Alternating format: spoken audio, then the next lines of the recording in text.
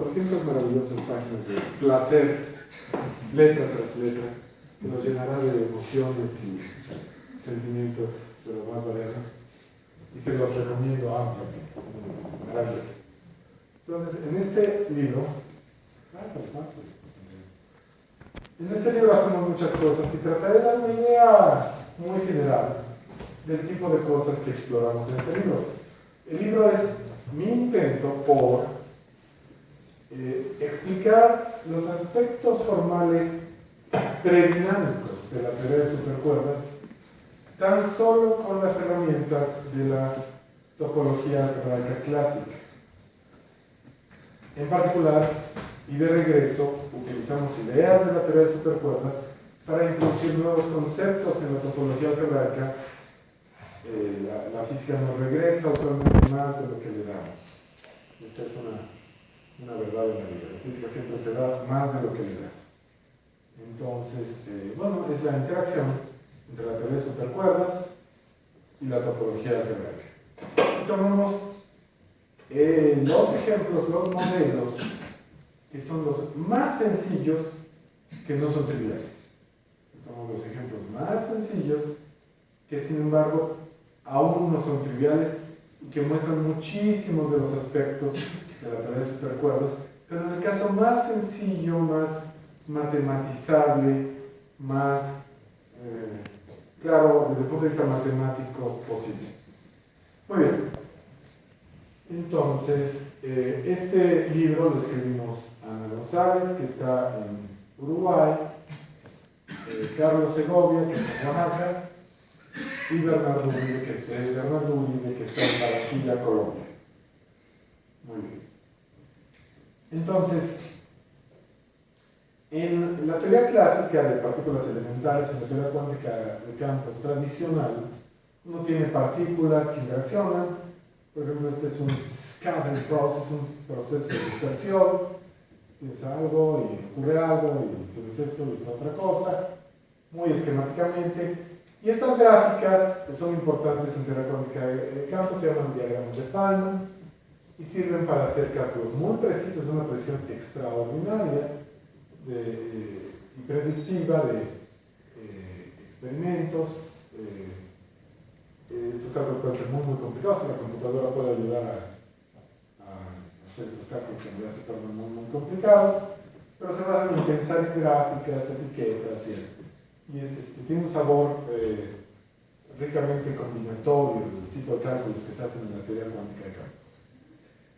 En la teoría de cuerdas, las partículas se sustituyen por cuerdas.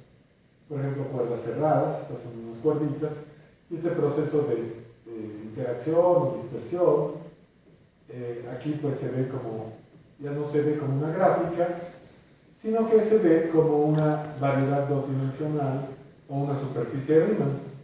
Entonces, en teoría de cuerdas cambiamos las gráficas por superficies de Riemann, por variedades dos-dimensionales. Estas son de dimensión 1, porque son partículas y sus trayectorias, y estas cosas son de dimensión 2 porque son cuerdas y sus trayectorias. Y bueno, vamos a pensar qué queremos decir por teoría cuántica de campos, de modo muy esquemático. Y por teoría cuántica de campos, pues pensamos que tenemos una variedad que tomará el papel, una variedad suave, lisa, hacia el infinito, n, que tomará el papel del espacio-tiempo.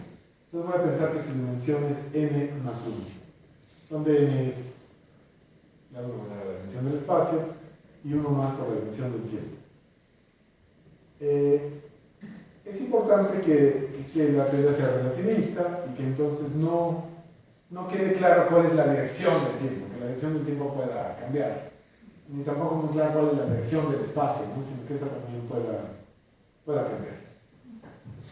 Pero tenemos el espacio-tiempo, eso sí, todo el espacio-tiempo, en una variedad de. También, para cada una de estas variedades, dado que el espacio-tiempo tiene dinámica y que puede cambiar, debo ser flexible y permitir en mi teoría que admita diversas variedades. Más aún, debo ser capaz de pensar en pedazos del espacio-tiempo, no solo en todo el espacio-tiempo, y un pedazo del espacio-tiempo pues es una variedad de la misma dimensión o de dimensiones más bajas. Entonces en ese espacio-tiempo, pero puede haber otro espacio-tiempo en el que yo esté interesado y quiero ver qué le pasa, o puede haber pedazos del espacio-tiempo en el que esté interesado y quiero ver cuáles son los campos restringidos a esa región del espacio-tiempo, o incluso a una subvariedad de dimensión menor del espacio-tiempo. Entonces, F debe ser algo que se comporte un poco como una gavilla, es decir, que pueda restringir a regiones,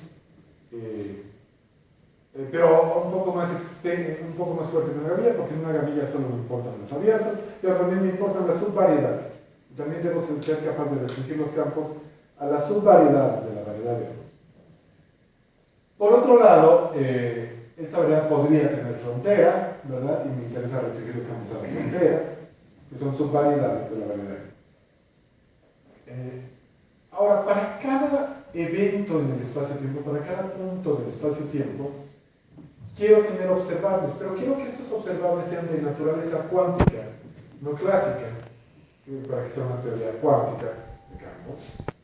Y entonces, estos son los campos F de field, son los campos F de M, y quiero que para cada evento del espacio-tiempo yo pueda tener un observable cuántico, es decir, una función que va de todo el espacio de campos a los números complejos, no los números reales, sino los números complejos, porque quiero pensar en mecánica cuántica, y quiero que OX de phi, pues sea dado un campo y un punto de la variedad, tenga yo un número complejo, un observable cuántico en X del campo phi. Pero la notación OX de phi significa algo muy importante en física, que es que no solo debe depender en realidad del valor del campo en el punto, y quizá no debe depender de todo el campo y el punto, sino que lo que queremos para las teorías físicas es que dependa del germen del campo alrededor del punto. Es decir, de los valores infinitesimalmente cercanos a X del campo phi. El observable debe depender de esta pequeña vecindad formal del punto, que pasa muy cerca del punto. Entonces, depende del germen o de algún cayet del campo en X. Hasta aquí todo está muy bien, y ahora viene un poco la mitología que nos otorga la física del siglo XX, que es la medida de Feynman. Voy a suponer que hay una medida en el espacio de los campos, una medida de probabilidades, que mide pues toda la parte cuántica, que es la mecánica cuántica, trafica en probabilidades, no en certidumbres, y esta medida me da estas probabilidades del mundo cuántico. Es una medida de probabilidad en el espacio de campos, se llama la medida de Feynman, y no existe, pero vamos a suponer que existe. Esta medida no existe, pero por 3 minutos déjenme suponer que existe. Existe en algunos casos. En los pocos casos en los que existe se llama matemáticas financieras, y en todos los demás casos no hay esperanza. Si la variedad es de dimensión mayor que 1, es decir, si hay espacio en un solo tiempo, no hay esperanza. Pero para variedades de dimensión 1, esa medida sí existe, para campos típicos. Y se llama la medida de Feynman-Katz o algo por el estilo, pero y en matemáticas financieras esto sí existe, si creemos en la existencia de las matemáticas financieras, y por lo demás no existe, pero déjenme suponer que existe. Por otro lado, toda la física, cuando ustedes observan los ojos de su perro, o una manzana, o tocan una tela de terciopelo, están hablando de interacciones electromagnéticas, fotones, electrones, son interacciones electromagnéticas, toda la percepción sensorial de sus vidas, de donde viene toda su psicología, por medio de la selección natural, ocurre en el universo de las interacciones electromagnéticas, incluso sus pensamientos. ocurre en el universo de las elecciones. Entonces, imaginan un mundo decaedro, son fenómenos electromagnéticos que están ocurriendo en su cerebro. Todo ocurre en el universo del electromagnetismo.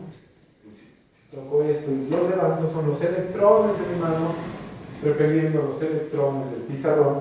Todo es electromagnético. Y todo esto son mediciones electromagnéticas, experimentos de medición electromagnética que están ocurriendo toda su vida. Son un montón, una sucesión larga de experimentos de medición de fenómenos electromagnéticos. Son electrones. Y con, bueno, electrones, protones, neutrones quizá. Toda su vida vive en el mundo de los electrones, de los fenómenos electromagnéticos, los fotones, que también son fenómenos electromagnéticos. Toda su vida ocurre en los valores de esperanza, ¿no?, de estos observables. Este observable, ¿cuál es su valor esperar en una cierta situación, ¿no? Para un observable y para un observable, dado por un punto de la variedad. Y bueno, también los valores de correlación en un fenómeno electromagnético muy complicado. K es 50.000 trillones de trillones de trillones. No es ni siquiera muy grande. Toda su vida ocurre en estos valores de correlación. Todo lo que ustedes perciben, sienten, piensan, ocurre en los valores de correlación para el caso de la medida de Feynman en campos que son secciones de haces de grupos abelianos, de grupos de Lie, de grupos principales que tienen por grupo estructural un grupo abeliano, ni siquiera un grupo no abeliano. La fuerza fuerte y todo esto prácticamente es irrelevante en nuestras vidas sexuales cotidianas. Entonces, estos valores de correlación, lo que ustedes sienten, lo que ustedes ven, lo que ustedes tocan, lo que ustedes piensan, son estos valores de correlación, estos numeritos. El cambiar, el correr de estos números, de estas funciones, es un mundo perceptual. Muy bien. Toda la física del sistema cuántico está contenida en los valores de esperanza y los valores de correlación. La medida de Feynman, nosotros sin embargo sentimos un mundo clásico. Nosotros no sentimos un mundo cuántico, sino que sentimos un mundo perfectamente clásico. Y hay una gran tradición de explicar que todo el mundo clásico puede pensarse como el fenómeno de la parsimonia de algo que quiere minimizarse, digamos, o volverse crítico, que es un lagrangiano.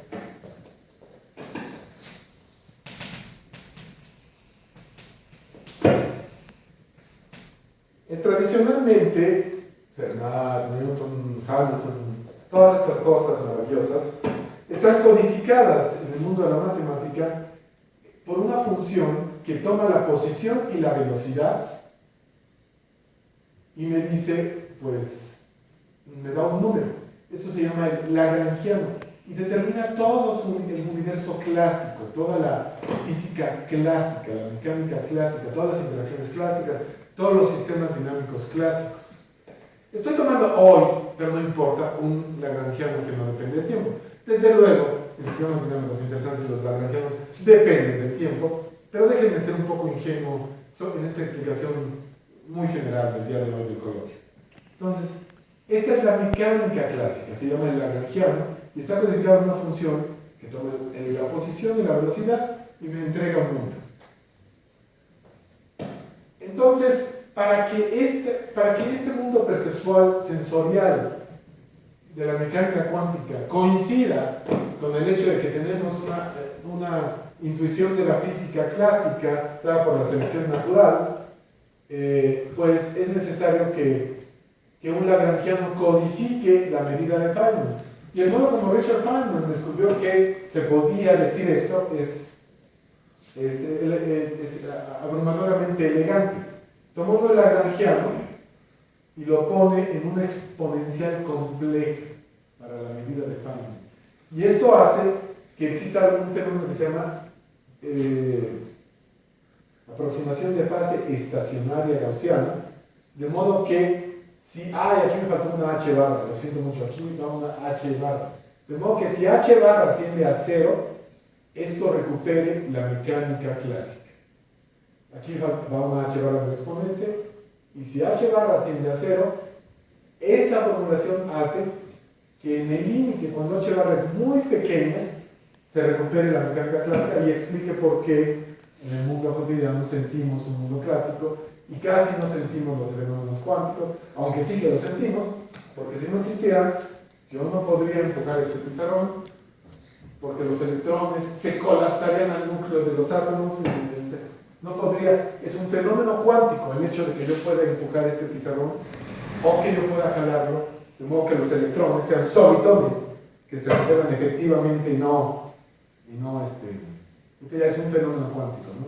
Entonces sí que sentimos los fenómenos cuánticos en la vida, pero en el límite es un mundo clásico, y esto explica por qué en el límite es un mundo clásico, al menos a nivel heurístico. Pero ahora queremos hacer el caso más sencillo que la topología algebraica pueda codificar de todo esto, el caso más sencillo que no sea trivial. Y una manera de hacerlo se debe a Atiyah, a Sigal, Kontsevich simultáneamente. Varias personas se dieron cuenta de que uno podía extraer una entidad topológico-algebraica de lo que acabo de describir y tratar de estudiar rigurosamente esta entidad topológico-algebraica que pierde la riqueza extraordinaria de la física, ¿verdad? Estamos perdiendo hasta la dinámica. ¿Qué nos queda? Algo nos queda, verán. Sin embargo, es suficientemente interesante y suficientemente manejable que nos permite explorar la estructura formal de la teoría de supercuerdas desde el punto de vista de la topología algebraica. Y comenzamos observando que, ¿qué pasa si al espacio-tiempo lo cortamos en un espacio? Pues ya sin tiempo, en un instante del espacio. Otra vez, esto tiene que ser altamente no canónico, tiene que ser una subvariedad. No, aquí en este dibujo pues parece que esta dirección da el tiempo, la dirección paralela al piso, la dirección horizontal. Y bueno, piénsenlo así en este dibujo, pero bueno, luego puedo voltear la variedad o hacerle un difeomorfismo absolutamente absurdo por cualquier elemento del mapping classroom y debe seguir ahí la cosa. Debo seguir poniendo partir y siendo cierto lo que digo, sin importar por cualquier transformación del grupo de difeomorfismos de M. Entonces, para cualquier elemento del grupo de difeomorfismos de M debo poder aplicarlo y debe ser totalmente invariante mi teoría, para que sea completamente relativista. Entonces, pues también estamos en un aniversario de la relatividad general, ¿no? Entonces es muy emocionante, ¿no? Bueno, de cualquier manera, la lección de la relatividad general es que debo construir la teoría de modo que no importe las acciones del grupo de difeomorfismos. Y ahora tengo una subvariedad de dimensión 1 menos, y ese es un espacio, digamos X, y parte en M1 y en M2 a M. Muy bien. Y bueno, puedo usar el hecho de que ahora me saco algo de la manga que es razonable. Es una nueva opción. Que la acción, que es razonable de la estructura formal de estas fórmulas, los integros sobre una región, pues es la suma sobre las dos regiones, ¿no? Si de veras es una integral de esa naturaleza, entonces puedo suponer que S de phi es S de phi 1 más S de phi 2, donde phi 1 y phi 2 son las restricciones a las dos variedades, y puedo partir mi integral en una integral sobre la frontera común, puedo bajar la dimensión de la integral multiplicando los núcleos usando las restricciones, la propiedad esta de gamificación sobre el sitio de Grothendieck total, y entonces pues me queda esto. Y ahora puedo hacer algo. El espacio de campos es altamente no lineal. El espacio de campos es no lineal, es un espacio ahí, puede tener cualquier forma, puede tener términos cuadráticos, cúbicos, de cualquier índole, puede tener cualquier tipo de topología, pero lo voy a linealizar, simplemente tomando las aplicaciones, que en realidad son secciones L2 a las de líneas compleja trivial, Pero bueno, L2, estoy viendo solo la estructura formal, entonces ni siquiera menciono L2. Tomo todas las aplicaciones a los números complejos y esto lineariza el espacio de campos y lo vuelve un espacio lineal que voy a jugar en mi mente y voy a suponer en mi mente que es un espacio de estados cuántico. Pues estoy pasando de lo lagrangiano a lo hamiltoniano. Este es el pasaje de la versión lagrangiana de la teoría a la versión hamiltoniana de la teoría, y en honor a Hamilton y a Hilbert llamamos H a este espacio. Entonces, supongo, claro, que lo voy a pensar juguetonamente como un espacio de Hilbert, el espacio de estados cuánticos de la teoría. Pero este espacio de Hilbert depende del corte, depende de X. Un espacio de Hilbert distinto si cambia la topología de X. Tiene la estructura de espacio vectorial y como ZI va de aquí para acá, ZI es un vector del espacio de Hilbert. Esta formulación me permite pensar en la función de partición, así se llama, de la teoría, que es esta fórmula que nos da Feynman, como el producto interno, el producto punto, de dos vectores en el espacio de Hilbert. Estos son dos vectores en el espacio de Hilbert y este es su producto punto. Entonces estoy pensando en la función de partición de la teoría como el producto punto de dos vectores en un espacio de Hilbert. Esta es la fórmula con una integral funcional de caminos de Feynman para el vector en el espacio de Hilbert. Para el estado cuántico después de esta evolución cuántica, de este proceso de dispersión. Tengo este proceso de dispersión y aquí acabo con un vector en el espacio de Hilbert, tengo este proceso de dispersión, y aquí acabo con un vector en el espacio de Hilbert, y si les aplico el producto punto, obtengo la correlación valor esperado de mi observable cuántico. Este es como el valor esperado, en correlación, esos numeritos de los que hablaba. Muy bien. Entonces, déjenme cortar, tirar la mitad del espacio-tiempo, pensar en un espacio-tiempo con una componente de frontera, y esta fórmula me entrega, cada que tengo un dibujito como este, un vector en un espacio vectorial asociado a esta frontera. Entonces, ¿qué tenemos? Cada que tengo una variedad con frontera, a la frontera le asocio un espacio vectorial y a la variedad que la hace null-cobordante le asocio un vector del espacio vectorial. A un null-cobordismo le asocio un espacio vectorial y un vector en el espacio vectorial. Bueno, entonces, otra vez, a cada variedad, una teoría topológica, una teoría cuántica de campos le asocia una variedad de dimensiones más 1 con frontera, un espacio vectorial de dimensión infinita usualmente, y un vector en el espacio vectorial. Y ahora, pues esto es lo que vamos a llamar a este gadget algebraico que a cada null-cobordismo le asocia un vector de un espacio vectorial, es lo que Atiyah le llama una teoría cuántica de campos. Lo que Witten, en su famoso artículo, le llama una teoría cuántica de campos. Metí un poco. Ellos dan una propiedad adicional que es brutal. Que el grupo de homeomorfismos o difeomorfismos no afecta este vector, que es un invariante de la topología de la situación. Si aquí solo fuera invariante bajo transformaciones conformes, estaría en lo que se llama teoría conforme de campos. Pero como voy a hacerlo invariante bajo todas las transformaciones topológicas, estoy en lo que se llama una teoría topológica de campos. Y hay una pequeña sorpresa: si la teoría es topológica, no conforme, digamos, el espacio vectorial está forzado a ser de dimensión finita. Entonces, las teorías topológicas tienen un número finito de grados de libertad cuántica y no tienen opción. Tienen solo un número finito de grados de libertad cuántica. Esto es lo que es una teoría topológica cuántica de campos.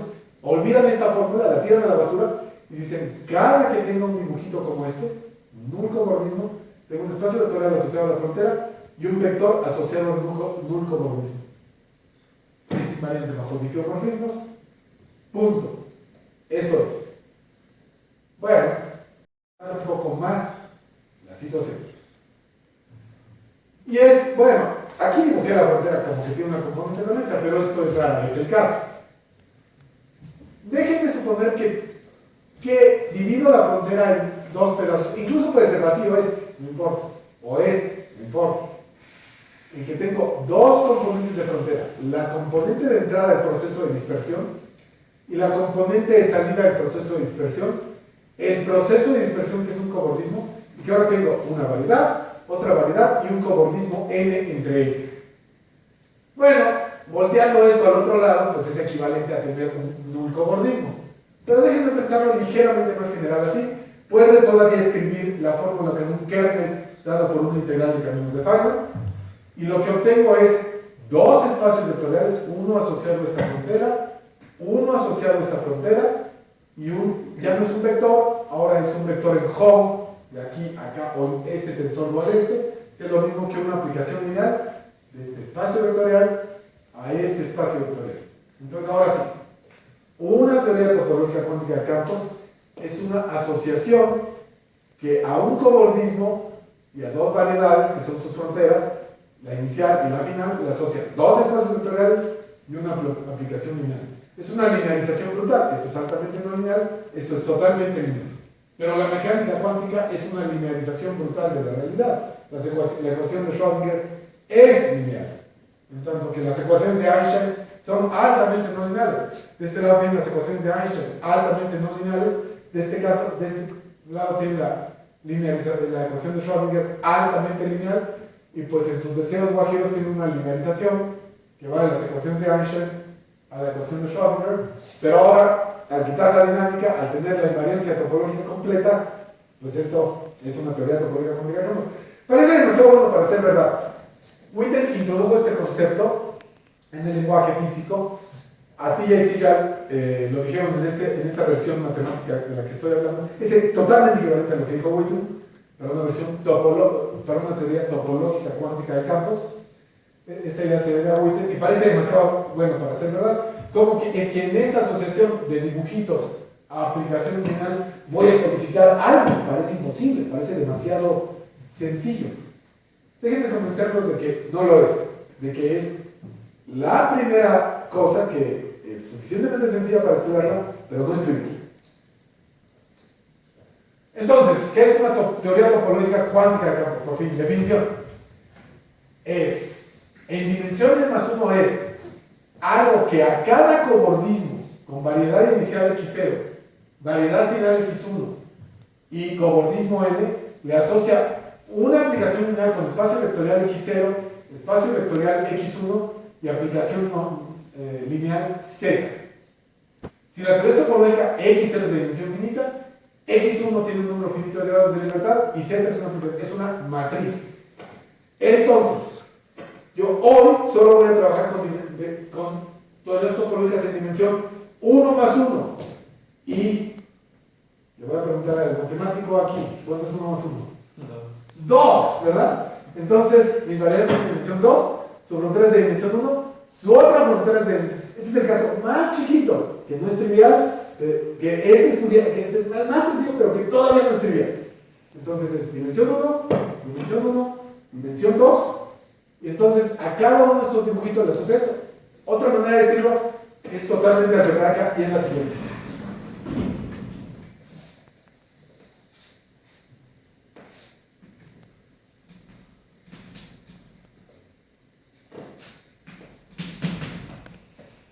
A cada triple de números, le voy a asociar una aplicación lineal que es una matriz de entradas complejas pero ¿de qué dimensión es esta matriz? Pues va a haber un número distinguido que en este lenguaje es H asociado al círculo. La dimensión es el número de grados de libertad del círculo cuántico. K. Bueno, entonces es K cuadrado por K cúbica de entradas complejas. Entonces es un map que va de 3 números enteros a de matrices de, ya no sé ni qué decir, ustedes me entienden. Pues las matrices van cambiando, o sea, dependiendo de los 3 números enteros, ese es el problema. Ignora el número del medio. Y es de cada ahí, cada foto donde cae su número, fijo, es dado, K es dado. Dado por Dios.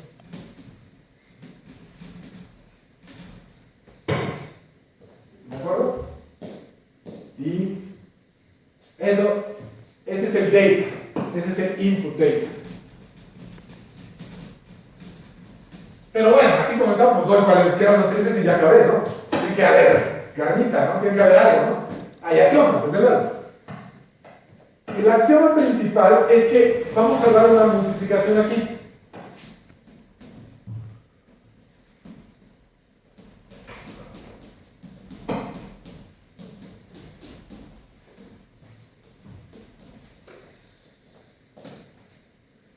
Que ya no sé ni qué decir.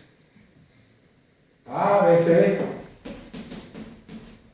compuesta con D, E, F, es igual a F, y luego pues es B más E,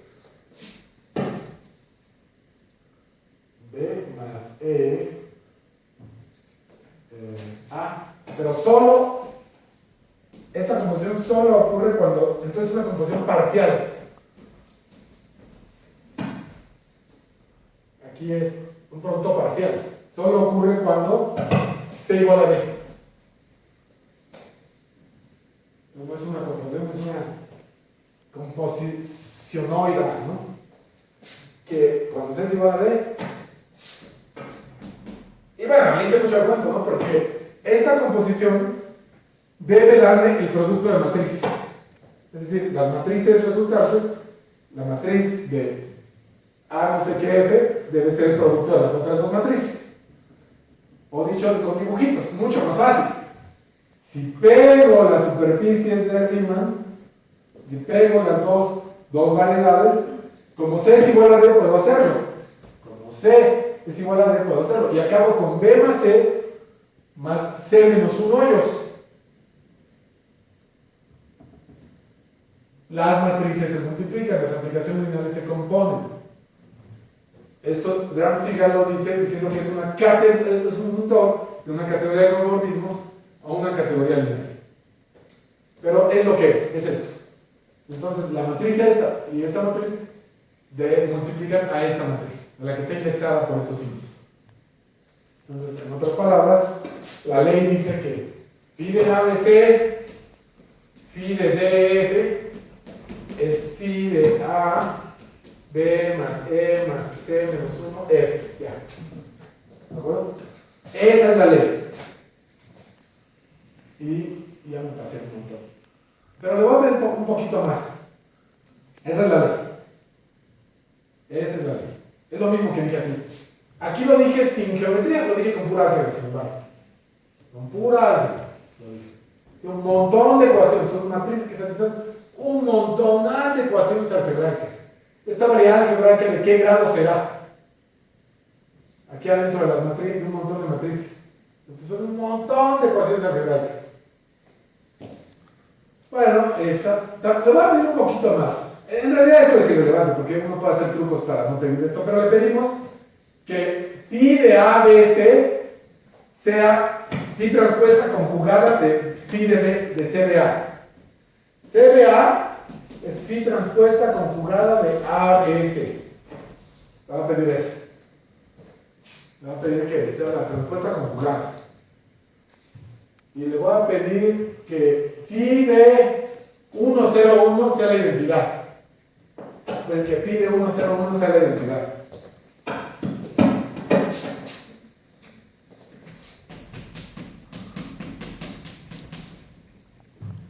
Y le voy a a pedir que... Ay, bueno, ya, ahí sí ya acabó lo que le pedí, ¿no? Yo tengo una pregunta. ¿Por qué el espacio virtual es asociado a varios componentes del producto transversal y no a los espacios de las componentes?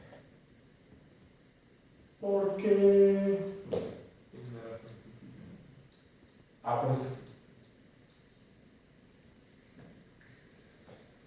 hay un hermoso teorema que dice lo siguiente.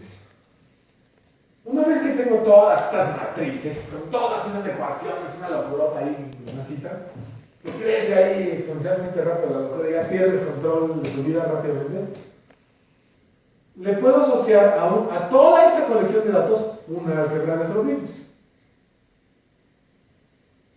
¿Cómo? A la pareja de pantalones me da un map de A tensor a A, donde A es H, pero como ahora H va a ser una álgebra, le voy a llamar A, lo siento mucho. Ahora ya no, se nos olvida Hamilton y Hilbert y pensamos en A de álgebra. Entonces, A tensor A va A. Pues eso, ojalá fuera una multiplicación. Y esto ojalá fuera una traza. Pero sí que lo son. Por ejemplo, el axioma de unidad es este difiomorfismo. Este difiomorfismo me dice que 1 por lo que sea es lo que sea. Sí, pero está mal en la izquierda, ¿no? ¿Está claro? 1 por lo que sea es lo que sea. Y es lo mismo que la identidad. ¿Ves algún error? Bueno, a ver qué hay que votar el voto. No, está bien, está bien. Esto me dice, este difiomorfismo me dice que el álgebra, que el producto es conmutativo. El otro me dice que tiene unidad. Este me dice que es conmutativo, este difiomorfismo.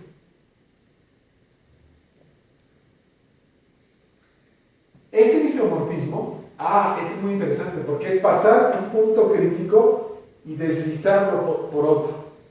Este es un difiomorfismo muy interesante. Me dice que si tengo esta cosa, viene acá, ¿verdad? Voy haciendo este más largo y este más corto, y en un momento están igual, y luego pasa. O sea, están las formitas, la empiezo a cortar, ¡cuas!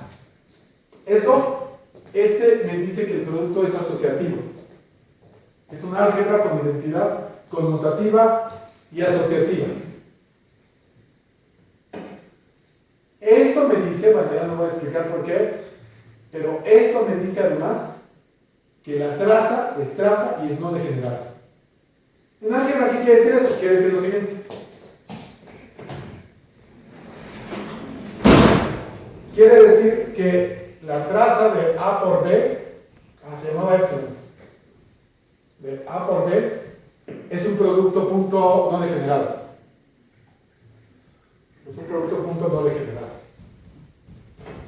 Eso quiere decir que es una traza no degenerada y la muestra es el difiomorfismo. Y hay un teorema fascinante, que es una locura. Todo esto era un montón de matrices, y en lo anterior usé exactamente 1, 2, 3, 4 matrices. 5 matrices. La identidad, si cuentan la identidad, usé 5 matrices. Solo 5 de estas matrices usé para definir toda la estructura de álgebra de Frobenius. De una cantidad infinita de matrices, usé 5. Teorema, todas las demás matrices están determinadas por estas 5 matrices. Todas las demás. Bueno, es así, pues clarísimo que sí. Hacer demostración, dices, pues toma, a ver, lo va a demostrar, dices. Ya llegué. Este teorema se debe a Dijkgraaf. Es un muy buen físico. Dices, pues tomo mi superficie de arena, lo baboso acá, ¿no? ¿Qué sé yo? No sé qué, no sé qué, no sé qué, no sé qué, no sé qué, no sé qué, no sé qué. y luego no sé qué, y no sé qué, y no sé qué, y no sé qué, y pues la parto, ¿no? La parto, y no sé cómo la parto, un par de pantalones, y ya, y pues multiplico esas 5 matrices y me da una matriz. Ok, compadre, pero si la parto de otro modo, hay invariancia relativista, si la parto de otro modo, ¿me da la misma matriz? Ese es el problema. Que si la partes te da en productos de matrices en cuadritos y no sé qué, pues sí que te da una matriz. El problema es que si la partes de otro modo, pues ¿cómo sabes si te da otra matriz? Entonces, hay dos modos de tratar de demostrar este teorema.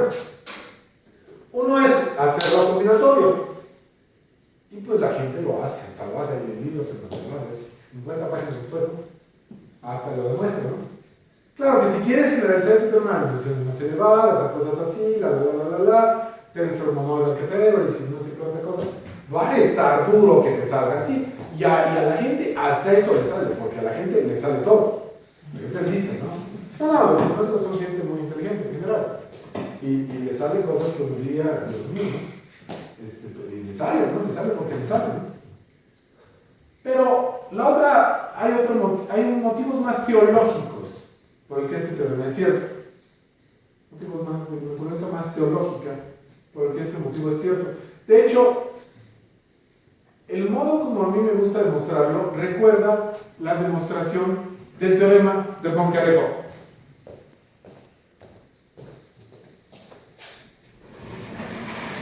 Entonces voy a explicar más o menos cómo uno podría demostrar este teorema sin hacer combinatorio.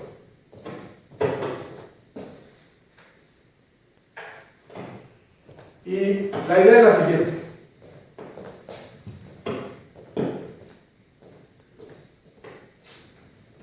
Cinco matrices determinan todas las demás matrices. El chiste es demostrar que no depende de la subdivisión. La cosa esta, ¿no? Que la matriz que, o sea, pues lo subdivides a lo baboso, toman las matrices, multiplican las matrices, ya tenía una matriz. Y luego dices, ahora tengo que demostrar que si cambio la subdivisión me da la misma matriz. Y la idea, pues, es la siguiente. La idea es que a una subdivisión de estas, aquí está a ver, el teorema de Poincaré-Job, ¿cómo se demuestra? El teorema de Poincaré-Job dice que la característica de Euler no depende de la triangulación. Y se demuestra de la siguiente manera. Tomas el espacio de triangulaciones y lo metes en el espacio de campos vectoriales. El espacio de triangulaciones es discreto. El espacio de campos vectoriales es continuo. Entonces agarras y aquí había una función que te daba la característica de Euler. La extiendes con Poincaré-Job. Extiendes a campos vectoriales con algunas singularidades razonables. ¿De acuerdo? Pues ¿cómo? Pues a cada triangulito le asocias un campo vectorial razonable. ¿Qué sé yo? A cada simplex de tu triangulación le asocias un campo vectorial razonable y luego los pegas, te aseguras que el pegado se hace infinito o alguna de estas cosas. Entonces es un problema de regularidad. Pero por el teorema de existencia y unicidad de ecuaciones diferenciales sí que puedes. Acá lo extiendes. Y luego, como extiendes esta cosa, entonces acá tomas una triangulación. Bueno, tomas dos triangulaciones. Ah, pero acá pues es ultraconexa la cosa. Viajas de una a la otra como se te antoja y ya acabaste. Porque acá no puedes deformar un espacio discreto, pero en este espacio sí que puedes deformar. Muy bien. Bonito. Entonces la característica de Euler no depende de la triangulación. Se llama el teorema de Poincaré-Job, que extiende a campos vectoriales. El modo como uno puede demostrar este teorema es que, pues a cada división de tu superficie de Riemann, que es como una triangulación, si quieres, le asocias un objeto continuo. Noten que acá cuando dije campos vectoriales pude haber puesto funciones de Morse o funciones de alguna índole, como que el gradiente fuera el campo vectorial. Entonces pude haber metido el espacio de triangulaciones en el espacio de funciones. Pues lo que hago, tomo las subdivisiones en pares de pantalones y bla, bla, bla, de mi superficie de Riemann, y la meto en el espacio de funciones de Morse. A cada subdivisión le asocio una función de Morse, lo cual es fácil. Tomo la subdivisión y me aseguro de que sea una cosa de nivel y luego pego por regularidad hasta ser infinito. De hecho, es la misma demostración. Una vez que tengo esta función de Morse, utilizo algo que se llama la teoría de Serre, que me dice que el espacio de funciones de Morse está partido con paredes de codimensión 1 de cierta manera. Me habla de la estructura del espacio de funciones de Morse, la teoría de Serre. Y usando la teoría de Serre veo que cada que cruzo una pared no pasa nada. Pero, ¿qué quiere decir cruzar una pared? Cruzar una pared quiere decir esto, en teoría de Serre. La asociatividad del álgebra me asegura que no depende de la triangulación, gracias a la teoría de Serre. Porque estoy deslizando los puntos críticos de la función de Morse y puedo ponerla en forma canónica, de acuerdo a la teoría de Serre. Y acabo la demostración. Muy bien. Entonces se puede demostrar este teorema usando algo que se llama la teoría de Serre. Ahora, bueno, ahora viene algo de lo que hicimos en el libro nosotros. ¿Cuánto tiempo me queda? Ya me perdí. Muy bien. Entonces, algo de lo que hicimos en el libro, que fue estudiar el caso importante. Bueno, hay ejemplos de estas teorías, ¿no? Sí que los hay. Cohomología cuántica, cohomología ordinaria, etcétera, etcétera. Todos estos me producen álgebras de Frobenius. Y si me producen álgebras de Frobenius, me producen teorías topológicas cuánticas de campo en dimensión 2. Es mucho más fácil, sin embargo, demostrar que me produjeron una álgebra de Frobenius. Sin embargo, hay unas teorías que aparecen como límites de teorías de supercuerdas, límites topológicos sencillos de teorías de supercuerdas, que como que no se ajustan a esto. Claramente no tienen trazas, pero se parecen muchísimo a las teorías que sí las tienen formalmente, y uno siente que deberían ser teorías topológicas cuánticas de campo de dimensión 2, pero como que no lo son. Entonces yo en alguna ocasión publiqué un artículo donde decía, y esto es claramente un álgebra de Frobenius. Y claramente no era un álgebra de Frobenius, ¿no? Pero yo sentía que lo era. Dije, oye, ¿qué está pasando? ¿No? Como que tiene que ser, pero no es. Pues no era, qué bueno, ¿no? Porque era otra cosa. Resulta que cuando le quitas estos cobordismos, y quizá también los otros, le quitas este y el otro, o este nada más, pues ya no hay esperanza que sea una álgebra de Frobenius, no tiene trazas. Pero es algo que algebraicamente llamamos aproximadamente una álgebra de Frobenius. Como ya estaba tomada en la literatura el término quasi-Frobenius algebra, y ya estaba tomado en la literatura el término almost Frobenius algebra, y ya estaba tomado en la literatura pseudo-Frobenius algebra, yo no sabía qué hacer, así es que le llamé nearly Frobenius algebra, que es una casi álgebra de Frobenius, ¿no? Que no tiene trazas, pero ¿qué quiere decir una casi álgebra de Frobenius? Quiere decir esto. Es algo algebraico. Y corresponde a no tener estos cobordismos. Y para demostrar este teorema, no se puede utilizar la teoría de Serre. Porque la teoría de Serre de veras habla de funciones de Morse y y no puedes excluir esos cobordismos. Entonces desarrollamos una teoreita de Serre alterna para demostrar este teorema. Dado que no había esperanzas de que escribamos un artículo en combinatoria, desarrollamos una teoreita de Serre alterna, un poco más refinada que la teoría de Serre clásica, pero dices, pero espérate, el teorema de acá, el artículo de Serre es de como de 8000 páginas, ¿no? Sí, pero estoy trabajando en dimensión 2. Eso lo explica todo.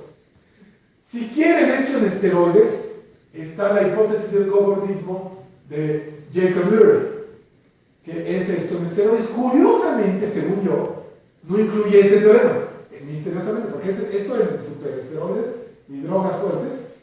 Sin embargo, después de tomar todas esas drogas, se le escapa este teorema. Bueno, de cualquier manera, el comodismo de Jacob. En este caso te da estos axiomas algebraicos.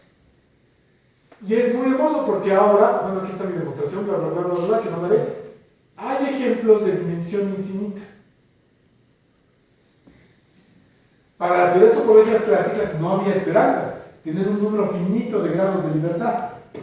Pero para mis teorías extendidas que definí ya algebraicamente, hay auténticos bona fide ejemplos de dimensión infinita. Y bueno, hay preguntas interesantes. Por ejemplo, hay algo muy bonito. Esta es una generalización de la dualidad de Poincaré. Resulta que la dualidad de Poincaré en una variedad cerrada, compacta y sin frontera es equivalente al hecho de que su cohomología define una teoría topológica cuántica de campo en dimensión 2. Es la misma afirmación, es totalmente equivalente, porque la existencia de la es la integral, es exactamente lo que produce la dualidad. Es lo mismo tener dualidad de Poincaré para una variedad cerrada, compacta, sin frontera, que tener la afirmación de que su cohomología o su homología, como usted lo prefiera, es una teoría topológica cuántica de campo en dimensión 2. Lo mismo, que la invariancia de que no importa cómo partes la superficie, es lo mismo que la dualidad de Poincaré. Entonces esto nos da una manera de generalizar la dualidad de Poincaré a variedades no compactas arbitrarias, que es un poco curiosa, que me dice que la cohomología ahora de una variedad no compacta, de un espacio-tiempo. La cohomología es la teoría topológica es la teoría de cuerdas más sencilla que existe para un espacio-tiempo M. Un espacio-tiempo M, y te tomas la teoría topológica más extraordinariamente sencilla, se llama su cohomología, que mide las correlaciones más sencillas de una teoría cuántica en el espacio-tiempo M. Es la teoría cuántica más sencilla en M, topológica, se llama su cohomología. Pero esto es si M es compacta. Si M no es compacta, su cohomología sigue siendo una teoría topológica, pero ahora estos cobordismos están prohibidos. Esta evolución de cuerdas está prohibida. Sigue siendo la teoría de cuerdas más sencilla, este teorema que demostramos nosotros, aquí está la demostración, curiosamente la demostración es el teorema de transversalidad de René-Thom. Y esto es razonable, porque el teorema de transversalidad de René-Thom puede pensarse como la convergencia de una integral gaussiana de Bari. Entonces, una integral de Feynman que admite aproximación estacionaria de fase. Bueno, ya siendo álgebra, ya te metes al álgebra, mi querida ex estudiante doctoral Ana González, ahora en Uruguay, con Artenstein y Lanzillotta, tienen teoremas ahora de clasificación muy potentes para estas álgebras que descubrimos, que son las casi de Frobenius. Y por ejemplo, es razonable pensar ¿cómo se llaman estas cosas? En carcajes. Y para carcajes tienen totalmente clasificada la situación, para muchos casos, y no la haré. Sin embargo, no la haré nada más porque se acabó el tiempo. Pueden abrir las cuerdas y pueden tener branas en las cuerdas. Branas son condiciones de fronteras para la teoría de las cuerdas.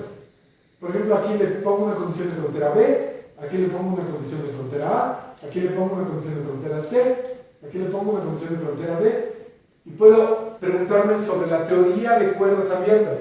¿Qué estructuras topológicas dará? Pues da algunas. Y pues después de que analizan las funciones y la teoría de Cerf y las condiciones de Carnot, pueden tomar ejemplos usando teoría de representaciones.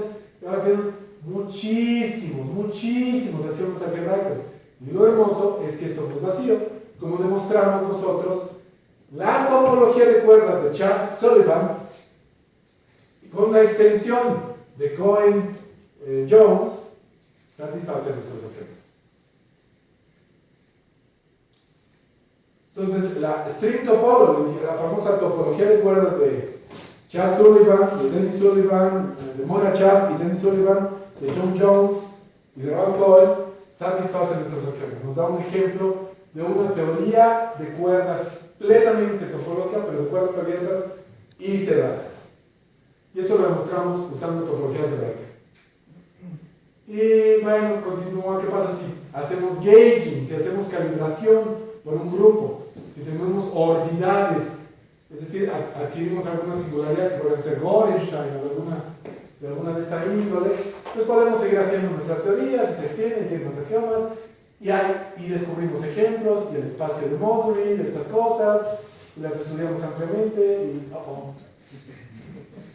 y hacemos muchas cosas y todo está en este bellísimo, extraordinario libro de 400 páginas que no se puede perder, que se los puedo mandar porque es un PDF. ¿Ah?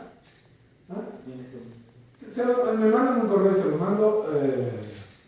No lo he podido subir al archive. Está en American Mathematical Society. No lo he podido subir al archive. No sé, son muchos bus, no sé, me dice. Tengo que pasar una tarde. Pero en este libro de 400 páginas demostramos el caso central con el teorema de Atiyah-Singer, que la teoría de Chen-Ruan, en el caso microlocal, es lo mismo que la teoría topológica. En el caso fantasma de Añares, Sachs, y muchas cosas muy interesantes. Se pone muy bueno y divertido. En el caso de intercambios. Muchas gracias.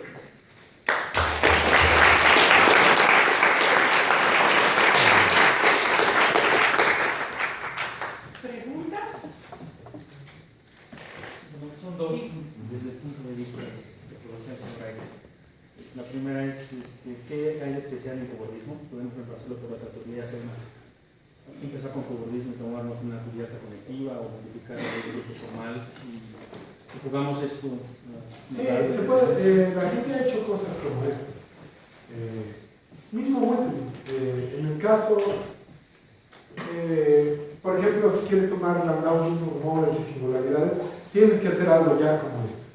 Y Whitney ya prescribió más o menos qué es lo que hay que, bueno, mucha claridad qué es lo que hay que hacer. Claro que él lo demuestra el nivel de rigor de la física, ya llegan los matemáticos y el nuevo trabajo de Jarvis, de Chen, de mucha gente. Hay variantes que tienen motivación física. Si nos alejamos, sin embargo, de la motivación geométrica o física, es muy peligroso proponer axiomas arbitrarios porque uno ya no sabe qué pasó, ¿no? Pero sí, ahí hay variantes de esta índole. Desde luego, esto es una especie de teoría de Morse, pero puedes tomar esta teoría de Virula, etc. Y algunas otras variantes y ver qué pasa en cada uno de estos casos. Y es muy preliminar el trabajo en estas direcciones. Es claro que hay teorías muy estructuradas, muy ricas, pero incluso mostrar cosas muy sencillas por ejemplo, la teoría de Donaldson es un ejemplo. Bueno, ya tienes ahí una medida de Fields o el trabajo de Koncevich, que es otra medida de Fields, ¿no? Para las cuestiones de nudos, te dan la medida de Fields a Whittle, ¿no? Para el invariante de Jones, ¿no? Es decir, cada uno de los ejemplos de una de estas cosas es tan rico estructuralmente que puede requerir trabajo matemático muy no trivial, pero también la recompensa es una ampliación de nuestro campo de batalla extraordinario, y no solo ampliar nuestras vistas dramáticamente, descubrir un nuevo ejemplo de cualquiera de estas cosas. Producir un ejemplo nuevo de estas cosas es no trivial. Nosotros proponemos uno. Descubrimos un ejemplo topológico que tiene que ver con la homología de Hochschild, que es este que le llamamos Virtual Theory, que bueno, aparece aquí. Y que en el caso más sencillo coincide a nivel coincide el Fourier cero, el primer orden de representación no lineal, coincide con, no sé qué coincide el Fourier, pero el primero, no ya el primero, el que tiene Z, coincide con el caso microlocal de la teoría de Chen-Ruan, y esto es el teorema del índice de Atiyah-Singer. Entonces, el teorema del índice de Atiyah-Singer puede interpretarse como una equivalencia al primer nivel, a género cero, al primer coeficiente de Fourier de dos de estas teorías, ¿no? Entonces, claro, conjeturamos nosotros que toda la teoría coincide y hay muchos problemas para mis pobres estudiantes del futuro en todo este tipo de cosas, ¿no? Hay muchísimos problemas a ver. Tenemos una fábrica de estos ejemplos un poco misteriosos. Aquí no la incluí. Aquí se usa el espacio de móduli, de curvas con 3 puntos, pero estamos en género 0. Esto solo lo hemos estudiado hasta género 0. Y tenemos este teorema de generación, desde luego, que nos sube el género, ¿no? Porque al primer nivel topológico sabemos. No hablé de nada, esto es una lástima, ¿no? Se salvaron. Al primer nivel topológico sabemos. Esto es otra cosa interesante. Sabemos que el género 0 determina todos los géneros, pero digo, es al primer nivelito topológico, ¿no? Ya si quieres, en clases de tecnología más altas del module space, pues esto ya va a ser cierto, ¿no? Aquí tenemos una cosa muy interesante, que es un poco misteriosa, es fascinante. Es un cálculo de tensores que hicimos, pero nos dice que la estructura de álgebra de Frobenius es única, punto. Si te doy la estructura de álgebra de Frobenius es única, no hay dos. El módulo space es un punto. Esto la hace poco flexible. Las estructuras de casi Frobenius, que son estructuras algebraicas, como dice, doy acciones algebraicas, digo, aquí están las acciones algebraicas, creo que son muchos, ¿no? Pero bueno, son nuevas estructuras algebraicas. Extrañamente, el conjunto de estructuras de casi Frobenius es un espacio vectorial y calcular su dimensión es un problema no trivial. Conjeturía lo famoso que era la dimensión de A sobre K como espacio vectorial. Y para los primeros trillón de ejemplos sí es cierto, pero Ana González recientemente, me gusta que los estudiantes me muestren más las anticonjeturas, encontró un contraejemplo muy interesante, en donde ya la dimensión de las estructuras de Frobenius no es la dimensión de A sobre K como álgebra. Muy interesante ese contraejemplo, pero es no trivial. Entonces, yo lo famoso conjeturé que era, pero no podía demostrarlo, qué bueno, ¿no? Que era lo mismo, pero no es lo mismo, es un número interesante. Si te doy una álgebra, la dimensión de su espacio que era del módulo space, sí te doy de cómo puedes deformar su estructura cuántica, ¿no? Como teoría cuántica de campos, ¿no? Otra vez la primer orden de aproximación, la primera homología de Cauchy, ¿no? Entonces, pero hasta este primer orden es fascinante todo esto. Entonces, nos da el primer ejemplo que se puede estudiar, que es no trivial. Y es muy no trivial. Aquí hay muchos ejemplos, ¿no? Este es un ejemplo interesante. Y hay muchos ejemplos. ¿Alguna otra pregunta? Sí, bueno, tenía otra pregunta. Bueno, si piensa un coordismo usando la teoría de Thom como un lazo, ¿es posible cerrar un espacio de lazos arbitrarios, tratar de jugar El modo de ver esto es con infinito categorías. Y hay un modo, se llama la hipótesis de cobordismo de Jacob-Lewis. Esto de ver como un infinite loop space es también, alternativamente, se puede ver como una infinito 1 categoría. Y lo que estás es clasificando estos funtores de infinito 1 categorías con objetos algebraicos que se llaman autoduales, que claro, en el caso más sencillo es una álgebra de Frobenius. Esto se llama la hipótesis de cobordismo de Jacob-Lewis. Introducir esta noción de espectro o de la teoría de Thom, y en realidad utilizan no solo el lado de la teoría de Thom, se utiliza también la extensión en la teoría de Ib Madsen, Michael Weiss, ampliada y realizada por Ulrike Tillman y Sorin Galashus, de lo que se usó para la demostración de la conjetura de módulos, en la homología estable del espacio módulo de curvas.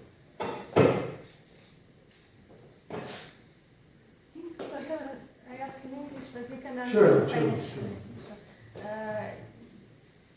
Frobenius algebras. I guess we can define some kind of simple Frobenius algebras. Can we classify them somehow? Is it known?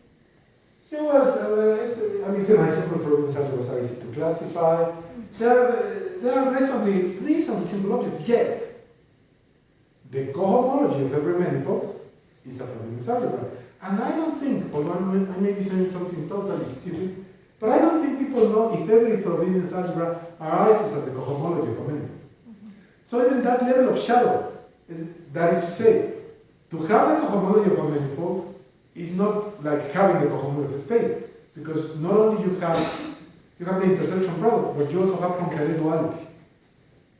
So it's a Poincaré, it's a Frobenius algebra, it's a Poincaré algebra, it's a Frobenius algebra. So even that is complicated. Just give me all manifolds and give me all the cohomologies. Do we really know if every Frobenius algebra comes as, this is in a way, as I have explained, in a way, in a heuristic, playful way, is a quantum field theory associated to a space-time. You have the manifold, and you have the, but not only the cohomology, the Poincaré algebra, including the Poincaré duality, you have this Frobenius algebra is this quantum system associated to the manifold, and it's a linear thing now. Well, we don't know if all these quantum systems come from actual manifolds. I don't think we know. So, even the simplest, super simplest thing has interesting mysteries to it. So, I don't know. I think this is a question that should be attackable. I mean, I think this is a question that should be solvable with current methods. I can just tell you if every Frobenius algebra is a question in topology. Just tell me if every Frobenius algebra arises as the cohomology of a compact closed manifold. But I don't think we know. It's an interesting question for students, PhD thesis, for instance. So, can you produce every Frobenius algebra as the cohomology and vice versa, produce a manifold for every? I think one side is easy and the other is not. I don't remember very well. But it's interesting. ¿Le sugiere? Sí. En el artículo de Chas y Sullivan, ellos simplemente preguntan si la string topology que ellos estudian y bueno, que hacen el producto de lazos, si tiene algún paralelismo con el trabajo axiomático de Schwaika, de la teoría de cuerdas bosónicas cerradas. Bueno, si ustedes probaron que la estructura algebraica de Chas-Sullivan es una Nierlich-Frobenius. No solo eso, lo demostramos bastante más. No solo tomamos cuerdas cerradas, también tomamos todas las cuerdas abiertas. De modo que tenemos algo que no se llama Nierlich-Frobenius algebra, sino que se llama Nierlich-Calabi-Yau category. Y demostramos que string topology es una Nierlich-Calabi-Yau category. En el caso con infinito 1 categorías de estabilizado de espectros, esto fue anunciado por Ralph Cohen, Konstantin Telemann y otros dos coautores, pero solo apareció el anuncio hace años y nunca apareció un artículo con la demostración. Hasta donde yo sé, mi libro es mi demostración, que es muy distinta de la de ellos. La de ellos utilizaría sofisticados métodos de infinito categorías y yo solo uso topología algebraica clásica. Es lo más cercano que hay a un teorema de esta naturaleza. Y mi teorema es teorema, está demostrado con todas las letras, que son muchas, y dice que esto. ¿Y se podrá relacionar esta estructura entonces con la axiomática de Schwaika? Estoy seguro de que esto es posible y que es una pregunta interesante. No creo que haya ninguna obstrucción importante ahora, pero que sería una aclaración muy, muy interesante. Otra pregunta es, tú dijiste que ibas a hablar de supercuerdas, pero en la supersimetría... El espacio vectorial puede ser un superespacio vectorial y hay estructura adicional interesante. Las superficies, las variedades, las dos variedades pueden ser supervariedades con al menos una supersimetría y se enriquece la estructura, pero otra vez, no hay a este nivel topológico ninguna obstrucción, aunque hay nuevos fenómenos muy interesantes, y esta es otra tesis doctoral fascinante, no hay ninguna cosa que uno diga, ya en los métodos que ofrecí no van a funcionar, no creo. Yo creo que los métodos que ofrecí funcionan. Pero, pues sí, hay que entender los detalles, el diablo está en los detalles. Y ya que tienes todas estas variables impares por todos lados. Y una última pregunta. Dijiste que a primer orden ya el isomorfismo de Chen Ruan y y la homología virtual da el teoremazo de la tira simple. O al revés, ¿verdad? Yo usé el teorema de tira simple para demostrar eso. Ah, ok, está. Bueno, yo quería preguntar qué eran los otros términos. Entonces, si ya No, pero es más o menos equivalente. Es más o menos equivalente. Uno puede construir, dado un operador elíptico, hay también una teoría topológica y el pedacito de la teoría es suficiente para recuperar todo. Otra vez, yo hice un cálculo, es un poco caballero lo que estoy diciendo. Creo que esto es totalmente cierto, pero otra vez es un trabajo interesante para un estudiante, digamos de maestría, aclarar este punto que estoy ofreciendo. Muchas gracias. Sí. Si les parece bien, vamos allá afuera, quien quiera seguir platicando con Ernesto, con mucho gusto, y demos de las gracias.